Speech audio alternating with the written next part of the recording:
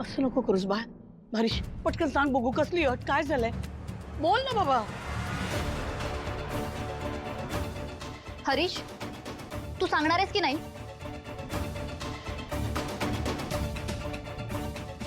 हरीश अरे बोल ना.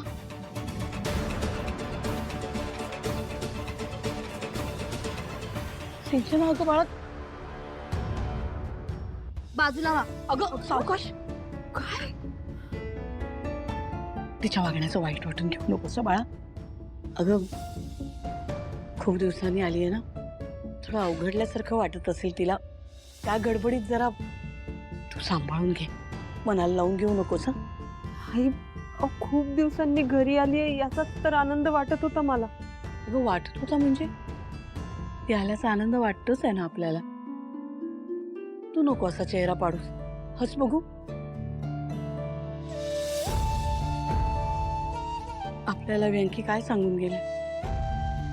काही झालं तरी घर हसरं ठेवायचंय की नाही. माझी उदास राहू नकोस बघ, हस बघू. पुरेसा तमाशाही झालाय, आता नको. अहो आपल्या सुनबाई रुसल्या की गाल फुगवून बसतात हो. नाही, गाल फुगले तरी गोडच दिसता बरं तुम्ही. आई तू नको बाई उदास हो. कसं होतं बघ मला.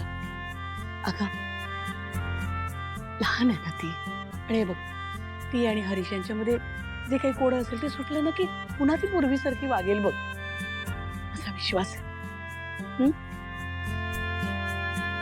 सिंचना घरी परत आली हे खूप छान झालं. त्या दिवशीची सांगत आहे का ताटातुटीनं झाली होती, पण आज एक आशेचा किरण दिसतोय.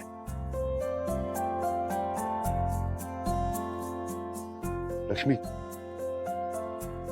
मी आरतीला फोन करून सांगतो सिंचना घरी परत आली येते. व्यंकीला जेव्हा हे कळेल ना तेव्हा त्याला खूप आनंद होईल. हो ये बाळ.